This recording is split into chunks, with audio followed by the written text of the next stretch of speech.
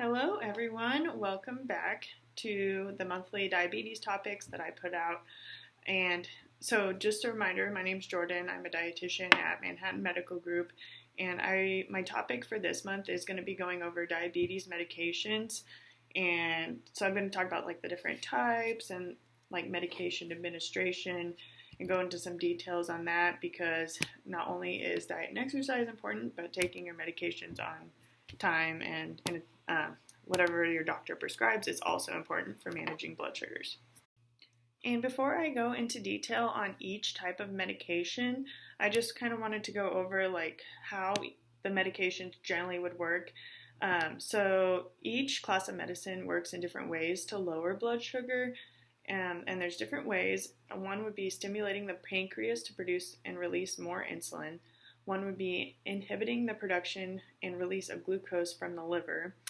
Another way would be blocking the action of like stomach enzymes, so this way you don't digest carbohydrates as much. Also, another way it would act is to increase sensitivity to insulin. Another way would be inhibiting the reabsorption of glucose in the kidneys. And then lastly would be slowing how quickly food moves through the stomach. So those are all different ways that medications might help treat diabetes and lower blood sugars.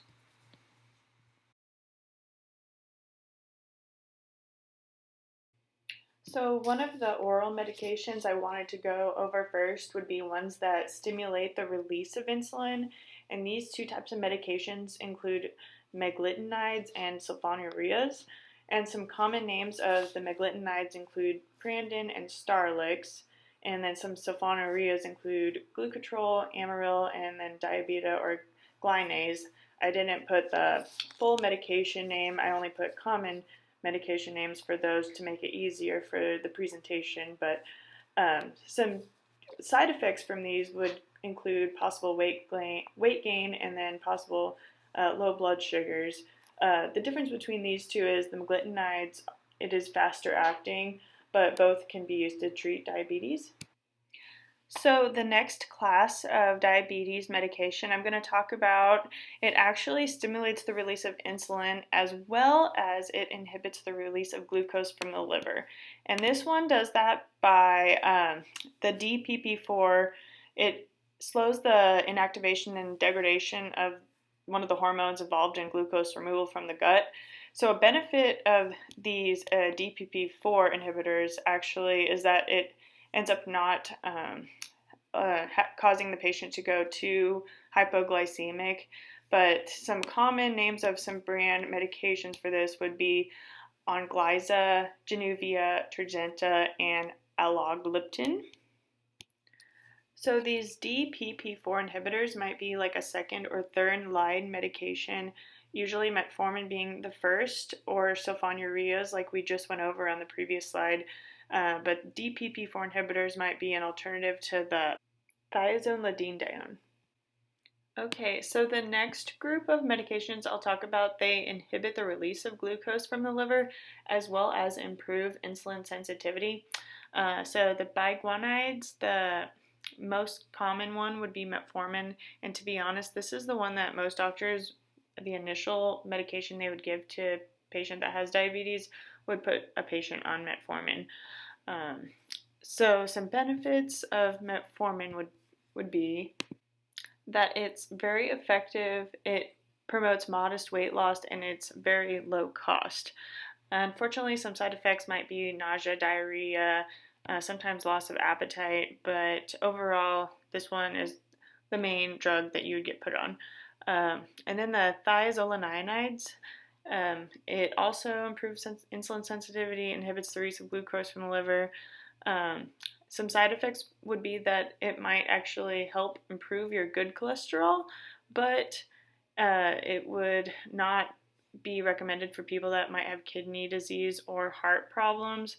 And then some side effects of this might be actually weight gain, heart failure, heart attack, fractures. And then some of the common brand names of the thiazolidinedines would be Avandia and Actos. So the next class of drugs I'm going to talk about, it slows the breakdown of starches and sugars, and it only includes alpha glucosidase inhibitors. There's only two like common brand names, which would be Precoce and Glycet. But some common advantages of it is it does not cause weight gain, it does not cause hypoglycemia, but some possible side effects would be it could cause stomach pain, gas, and diarrhea. The next class of drugs, it blocks the glucose from being reabsorbed by the kidneys, and this would include sodium glucose transporter 2 inhibitors, otherwise known as SGLT2 inhibitors. And some common brand names would be Invokana, Farxiga, Jardiance, and Steglatro. So these would be pills that you might take once or twice a day, and some benefits might be that it can promote weight loss and it actually has been found to possibly aid in lowering cholesterol levels and be heart protective.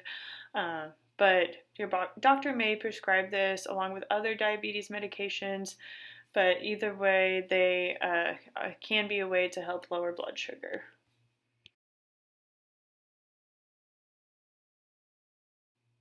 So I also wanted to go over the injectable medications, and these are not insulin. They're just injectable medications that you might take.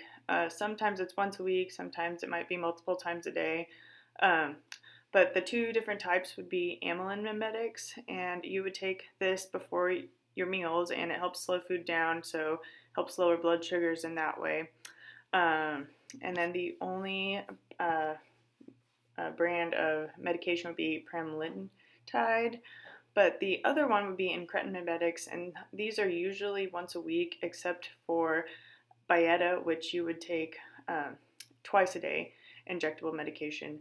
But these help stimulate the release of insulin, and usually you take it with your basal insulin or one of your sulfonylureas.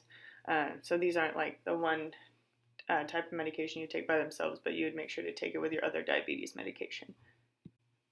All right, and then lastly, I wanted to go over types of insulin, and actually, I feel like I could make a whole separate video on all the types of insulin, but just to go over, there's different types.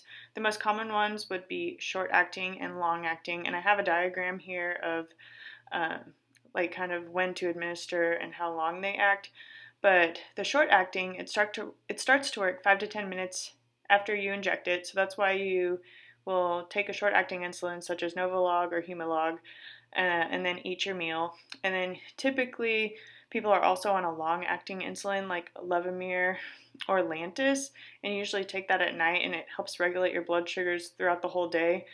And less commonly, there's also ones that are intermediate or kind of the regular or short acting, but most of them are the like rapid ones or the long acting ones.